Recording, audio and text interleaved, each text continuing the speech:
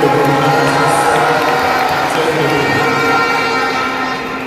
Je souhaite que nous prenions une minute pour prier pour ceux qui sont sur le terrain et aussi pour le retour des âmes de ceux qui sont tombés pour leur patrie.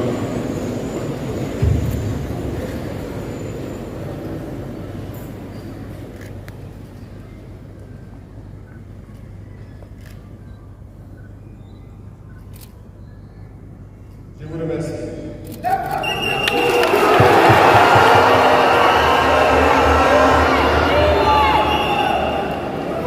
Rendons grâce à Dieu qui a permis que nous nous retrouvions ici aujourd'hui à l'occasion de la célébration de la Journée internationale de la jeunesse en bonne santé.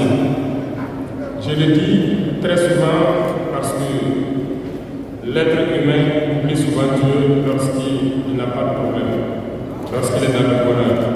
Et quand viennent les soucis, c'est là qu'on se rappelle de Dieu. Rendez grâce tous les jours pour le souffle de vie et pour la santé. Jeunesse du Burkina, jeunesse d'Afrique. La jeunesse, cette phase de la vie où l'on a assez de force, assez d'énergie, comme le paraphrasé notre esclaveur qui vient de passer. La jeunesse, c'est l'époque où on n'a pas assez de temps. Nous devons profiter du temps qui nous est donné, utiliser l'énergie nécessaire pour atteindre nos objectifs, pour changer le monde, changer notre monde, changer le monde des autres positivement.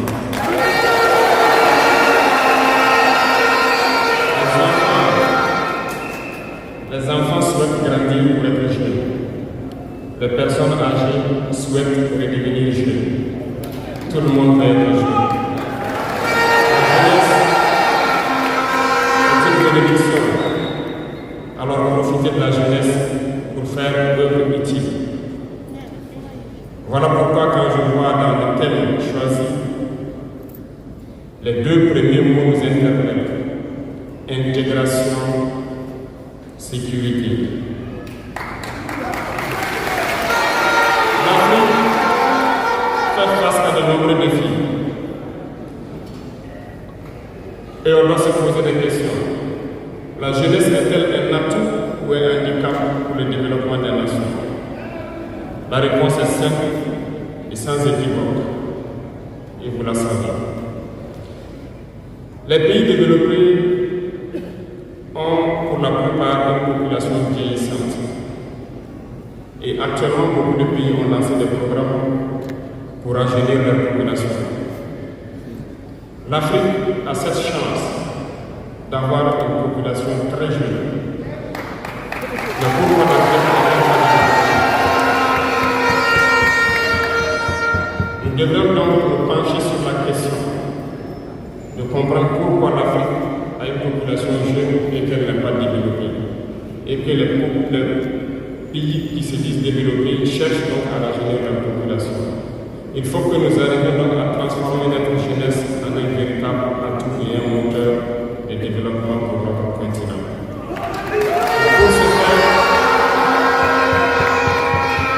Pour ce faire, nous avons besoin d'intégration, nous avons besoin de sécurité, de développement, nous avons besoin de nous unir. Certes, vous entendrez parler de l'Union africaine. Oui, elle existe. Mais quel est l'effet de l'Union africaine en réalité? Nous ne pourrons pas parler d'intégration dans le thème et de ne pas parler de l'Union africaine. Parce que c'est cette organisation qui devrait nous unir, créer une intégration réelle. Mais nous sommes au regret de voir ces guerres qui persistent sur le continent africain, qui tuent des millions de jeunes, et que cette organisation, qui a la tête d'État pourvu d'armée, n'arrive pas à s'organiser pour soutenir certains pays. L'union n'est pas juste un mot. L'union, c'est un symbole. Et nous, jeunes, devrions apprendre la leçon de cette situation pour nous unir, pour faire de l'intégration une réalité. J'ai été désagréablement surpris lorsque l'Éthiopie, qui abrite donc le siège de l'Union africaine, vivait un conflit. Et quand j'ai vu le Premier ministre se mettre en grille et annoncer fermer l'université à Addis Abeba pour faire face à la menace, je n'ai pas vu l'action de l'Union africaine pour protéger ces sièges. Les États occidentaux, pour la plupart, voyaient Addis Abeba tomber, ont plié bagages et parti. L'Éthiopie s'est battue, a trouvé une solution interne et vit plus ou moins en paix aujourd'hui. Les enfants du Congo meurent depuis des années. Plusieurs autres conflits que le Soudan existent sur le continent. Nous aurions aimé voir l'Union africaine générer les forces et toutes les stratégies nécessaires pour soutenir ces États pour qu'ils puissent retrouver la paix. Nous ne viendrons même pas parler de nous ici au Sahel. Depuis près de 10 ans, le Sahel est le théâtre du terrorisme international. Mais nous ne voyons aucun soutien de ces organisations pour trouver une solution à ce problème.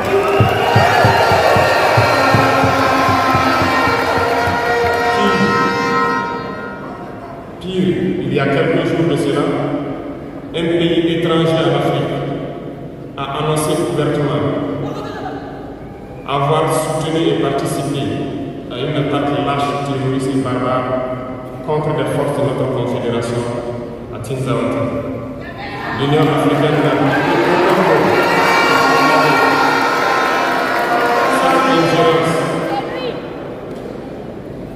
L'Union africaine n'a pris aucun rôle pour condamner cette ingérence d'un État extérieur à l'Afrique dans les affaires internes de nos États. Et ce coup de gueule, je souhaiterais qu'ils l'entendent et qu'ils sortent donc de leur silence et poser des actes pour que la jeunesse puisse croire en l'Union africaine.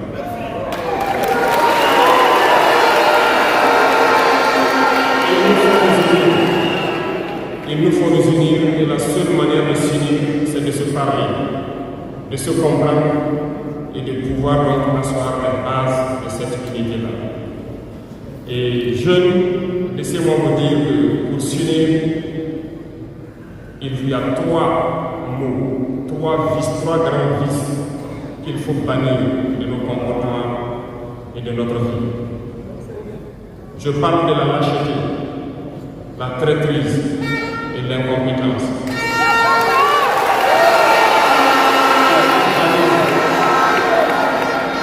Il faut bannir ces 3 mots de notre mode de vie. Je m'en vais vous expliquer pourquoi. La lâcheté recouvre beaucoup de vices. Un lâche a toujours peur. Et lorsqu'on a peur, on devient un esclave. On s'exprime.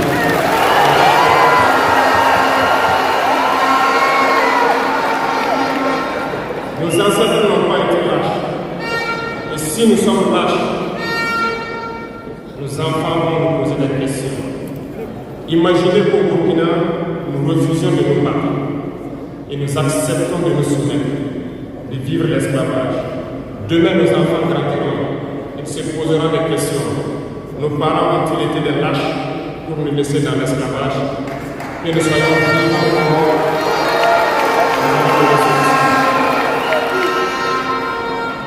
Le lâche a peur. Et les impérialistes ont compris, ils essaient de faire peur aux leaders pour que vous soyez des lâches. Parce que quand vous êtes un lâche, tous les autres vices peuvent naître. On fait tout pour que nous ayons peur. Ils viennent dans nos palais, ils nous menacent directement ou des menaces voilées. Bien sûr, nous répondons comme il le faut. Ils essaient de nous faire comprendre.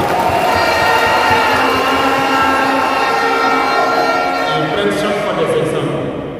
Ils nous diront, vous savez, Thomas Sankara a essayé de faire comme ça, mais il est où? Il est mort. Le président haïtien a essayé de faire comme ça, Kadhafi a essayé comme ça, il est où? Il est mort. Voilà les propos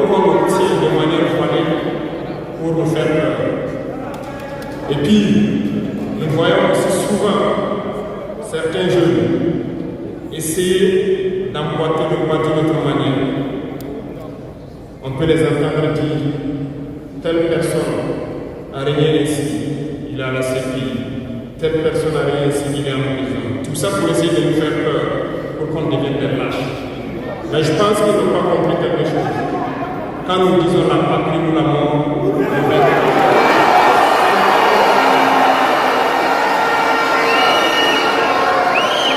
n'est pas qu'une phrase, ça a tout son sens.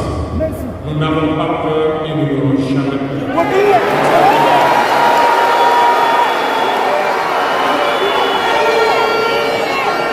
Ils ont fait peur sûrement à beaucoup de chefs d'État africains. Vous voyez, souvent quand on s'exprime, ou lorsqu'on a l'occasion d'être dans certaines situations à l'extérieur, nous tenons souvent des propos pour interpeller les chefs d'État africains, pour qu'on se réveille, prendre soin de notre jeunesse, pour pouvoir amorcer notre développement. Nous sommes souvent certains ont riposté publiquement à nos propos parce qu'ils se sentent indexés. Mais je peux vous assurer, jeunesse, que lorsque nous nous retrouvons dans le pouvoir, ces mêmes chefs d'État nous disent « Vous êtes sur la bonne voie, c'est ce qu'il faut faire. »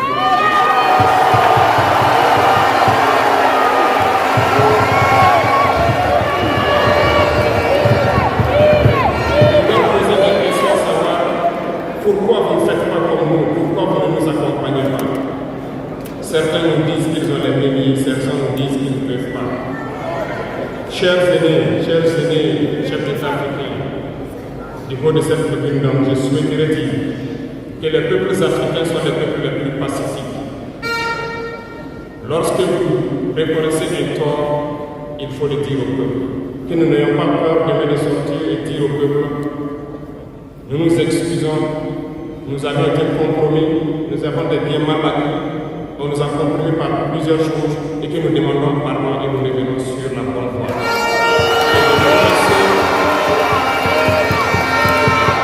Et de commencer à travailler réellement pour l'indépendance de nos États et notre émancipation. Et je pense que c'est possible. Si nous restons dans cette posture de peur, nous serons lâches. Et l'histoire nous jugera. Nos enfants poseront des questions, nos petits-enfants poseront des questions. Nous sommes en train d'écrire l'histoire, il n'y a pas de place pour la lâcheté. Si nos ancêtres avaient été lâches, nous ne serions pas là. Souvenez-vous, je vous prends un exemple des peuples babyloniens et Bassa, je veux parler des Camerounais. L'Union des populations du Cameroun, qui depuis les années 50 a commencé une lutte implacable contre les colons. Ils ont été massacrés. Les armées coloniales françaises en son temps ont déversé des patins d'infanterie, des chars, des hélicoptères, ont anéanti des villages entiers. Les tortures les plus inhumaines ont eu lieu dans cette période. Vous pourrez faire des recherches sur ce qu'ils appelaient la balançoire ou le bac à ciment. Les centaines de milliers de personnes ont été décimées ici en Afrique parce qu'ils ont osé demander aux colons de quitter leur terre. Ça a abouti à une guerre civile qui a duré plusieurs années. C'est pour dire que des gens ont osé, ont affronté à même nous les impérialistes pour que nous soyons là. Il n'y a pas de raison que nous ne puissions pas affronter les impérialistes pour que nos générations à venir puissent vivre. Il y a beaucoup d'exemples à travers l'Afrique d'hommes courageux qui ont refusé d'être lâches, qui ont combattu, qui ont fait face. Eh bien, soyons dignes de ces gens. Nous sommes leurs descendants et soyons dignes d'eux. Un lâche ne peut pas être digne. Ne soyons pas lâches. Jeunesse africaine. Parce qu'un lâche est toujours un traître. Et ça va de pair. Et ils essaieront de nous faire peur pour que nous soyons lâches. Et si nous sommes lâches, nous allons trahir. Il faut bannir la traîtrise de Des Africains ont été traités pour que la traite négrière réussisse en Afrique. C'est parce que des Africains ont été traités que la colonisation a pu tenir en Afrique. Interrogeons l'histoire, nous le verrons. Lumumba, Patrice Lumumba a été trahi parce qu'il a osé tenir tête. Et ces mêmes télévisions belges sont venues au Congo pour quelques pieds étendus à des individus au Congo pour une interview pour contenter leur population. Et vous avez pu suivre ça. Lumumba nous dérangeait. Il est mort, on est content. C'est de la traîtrise. Beaucoup d'autres héros sont tombés pour que nous soyons là aujourd'hui. Et c'est une technique de l'impérialisme, de faire peur aux autres en menant des actions pour réellement créer la terreur. Ça n'a pas commencé aujourd'hui. Je vous prendrai l'exemple d'un guerrier qui s'est battu, Victor Diakabona.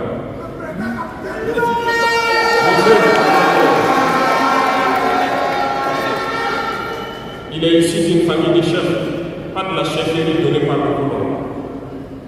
Il était un enfant digne. Il a fait ses études au Sénégal, je crois. Il est venu médecin en Guinée. Et lorsque le RDA a été créé, il a rejoint la Côte d'Ivoire pour mener le combat contre les impérialistes, contre les envahisseurs, contre le colon. Il a essayé d'organiser la société ivoirienne. Partout, les gens ont commencé à porter la voix. Il y avait en son temps un général Michou qui a fait massacrer les populations ivoiriennes pour que jamais cet esprit de liberté ne puisse germer. Il a continué son combat aux côtés de Félix Houphouët-Boigny.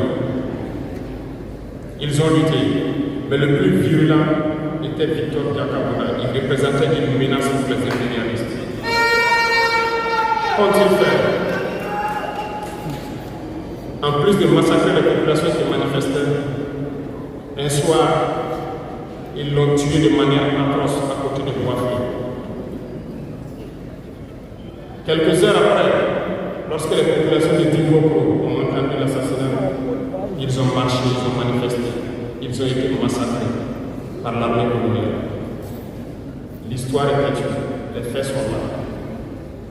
Après sa mort, qui a fait peur à Félix Houphouët-Boigny, ils l'ont appelé et ils l'ont dit: si vous continuez la lutte, vous connaîtrez le même sort. Il a eu peur et il s'est rallié à l'impérialisme. Il a été nommé ministre en France et plus tard il est venu prendre les rênes de la Côte d'Ivoire. Et ils l'ont utilisé pour éliminer beaucoup d'autres personnes qui osaient venir le voir. Je pense que comment ça va.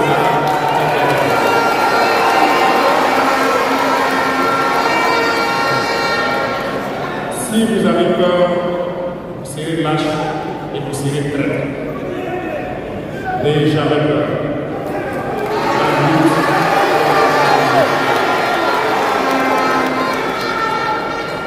Il y a beaucoup d'autres exemples à travers le monde. Et il y a ces phénomènes qu'ils ont aussi utilisés depuis belle lurette et qu'ils continuent d'utiliser. Voyez-vous, certains individus, par exemple, se sont retrouvés dans d'autres pays et créé soi-disant un gouvernement parallèle au gouvernement du Mali. Vous avez entendu cette histoire. Ce n'est qu'une technique qui a existé dans le temps. Je vais vous prendre l'exemple de Ahmed Chalabi, l'Irak. Ce professeur de mathématiques qui a même été dans le gouvernement irakien a été récupéré par les impérialistes et il a formé ce semblant de gouvernement parallèle à l'Irak aux États-Unis. Et on l'a utilisé pour être dans le mouton de sacrifice.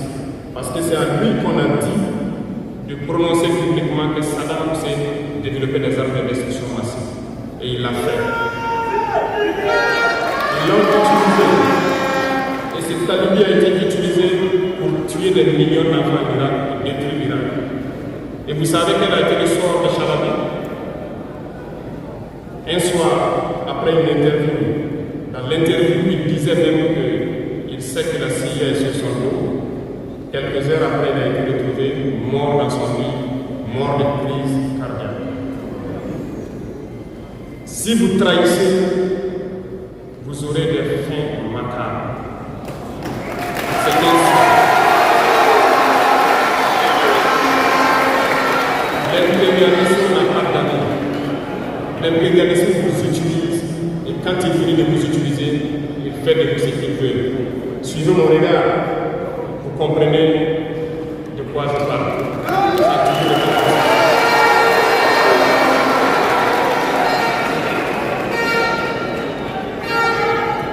Le troisième vice que je vous invite à vous départir, c'est l'incompétence. Je reviens encore au mot de Slavic qui a marché sur ma langue. L'incompétence, vous comprendrez de quoi il s'agit. L'incompétence est un phénomène très dangereux qu'ils ont utilisé pour détruire la société africaine. Dans nos administrations, il y a beaucoup d'incompétence. Reconnaissons-le. Les incompétents ont beaucoup de place à côté de l'impérialisme. Parce que les incompétents peuvent promener le développement d'un pays. Les incompétents peuvent vous amener à douter de vous. Les incompétents aiment la facilité. Les incompétents aiment tout pour eux seuls. Les incompétents n'aiment pas ceux qui sont compétents. Ils n'aiment pas ceux qui ignorent, ceux qui cherchent. Les incompétents sont dangereux. Lorsque vous êtes éclairé, l'incompétent ne vous aime pas. Lorsque vous voulez innover, l'incompétent ne vous aime pas. L'incompétent sait reconnaître celui qui est compétent et il va le combattre jusqu'à son dernier souffle. Parce qu'il a peur de celui qui est compétent. Cherchez la connaissance. Cherchez la connaissance et travaillez dur pour être compétent. Bannissez l'incompétence. Parce que, à travers les distractions qu'on veut nous faire adopter, on devient incompétent. Je vous prends un exemple. Les réseaux sociaux sont les lieux de publication des informations aujourd'hui. Les gens s'informent à travers Internet et beaucoup de choses. Un jeune qui publie sur les réseaux sociaux un article sur sa ferme, un projet agricole ou un projet scientifique. Je suis jeune, je connais les termes. Il n'aura pas peut-être 1000 vues. Mais un jeune qui publie sur des futilités, ce que moi j'appelle de n'importe quoi, il a des millions de vues.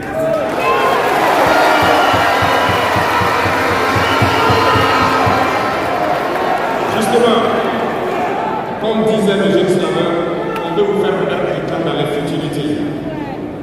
Prenez conscience. Intéressons-nous au travail et cherchons la connaissance. Cherchons la compétence. Se distraire, c'est bien, mais on doit travailler d'abord.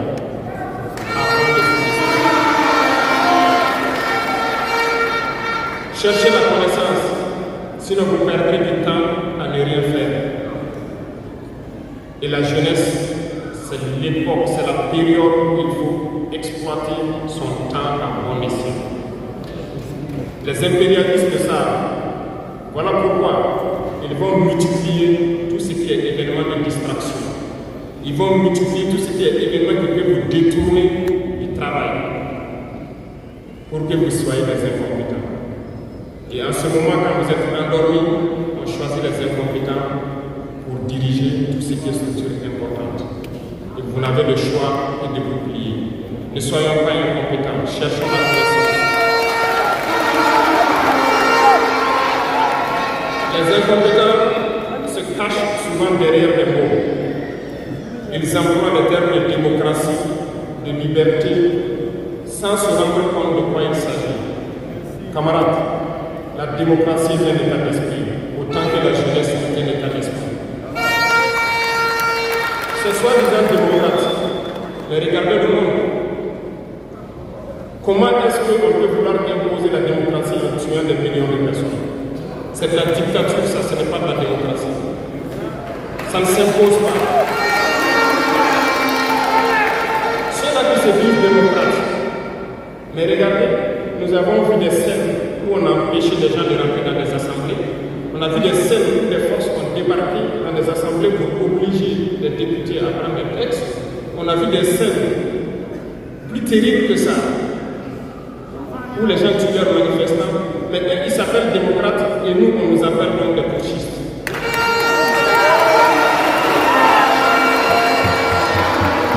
Si c'est ça la démocratie, je répète, nous ne voulons pas de cette démocratie.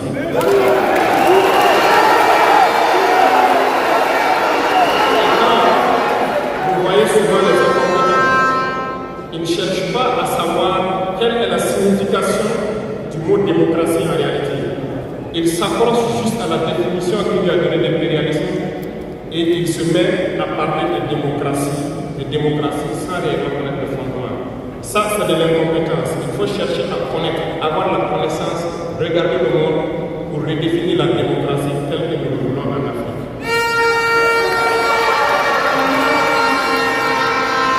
Les incompétents se cachent derrière la liberté. Retenez une chose, il n'y a pas de liberté individuelle qui existe.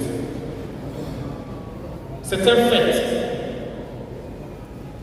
Vous pensez vraiment que chacun est libre?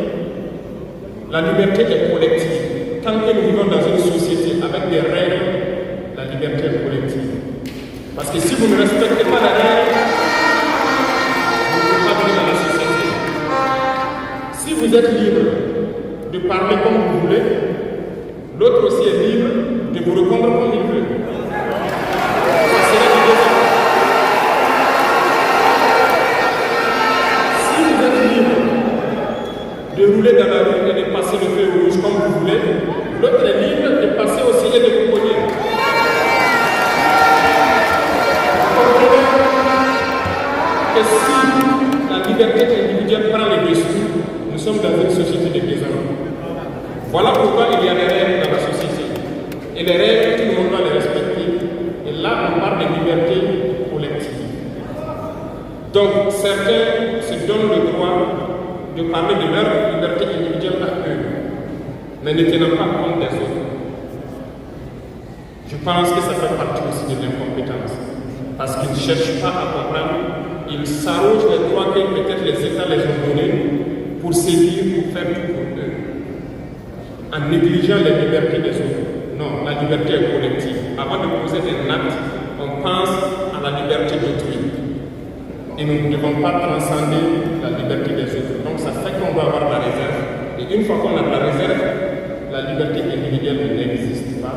La liberté est collective. Et nous devons avoir...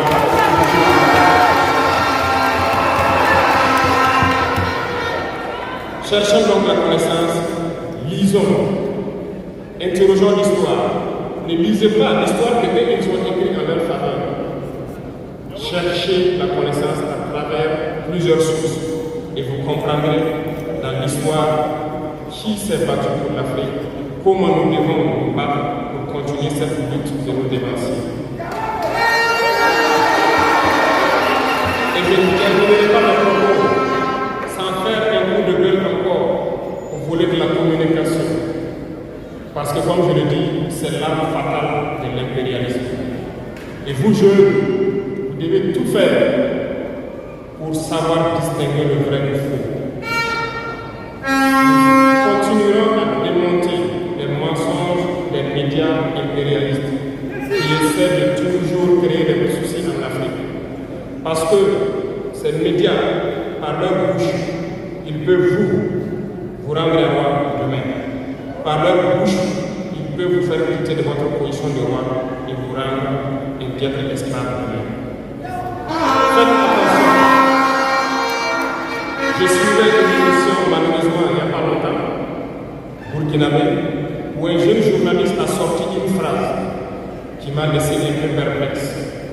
Il parlait de la Corée du Nord. Et le journaliste a dit, il meurt de faim en Corée du Nord. A-t-il pris le soin d'aller en Corée du Nord enquêter pour voir vraiment s'il meurt de faim?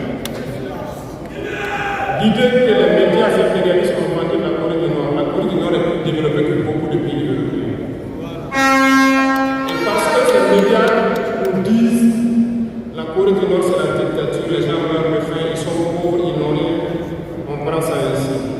Mais la Corée du Nord est une puissance nucléaire, comment est-ce qu'ils ont fait?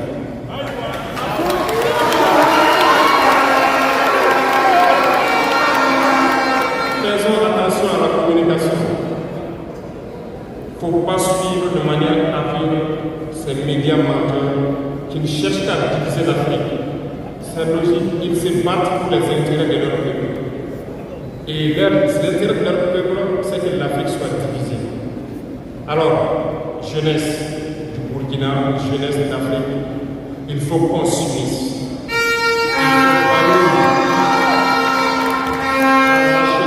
Il faut bannir l'incompétence, il faut bannir la traîtrise et tous les vices de nos sociétés.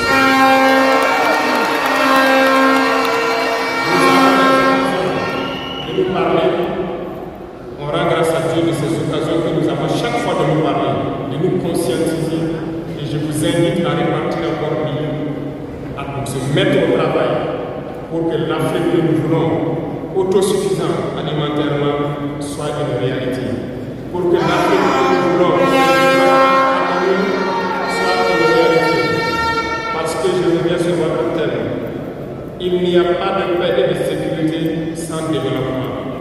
Les deux vont de pair. S'il n'y a pas de développement, il n'y a pas de sécurité. Parce que s'il n'y a pas de développement, la jeunesse va forcément se retrouver dans les vices. Il n'y aura pas de sécurité. S'il n'y a pas de sécurité aussi, il n'y a pas de développement. Donc les deux doivent aller de pair. Intégrons cela dans nos combats pour que nous puissions nous battre et nous développer. Allons-y vers la protection, produisons suffisamment, transformons sur place nos matières premières pour que ce soit bénéfique pour nos populations.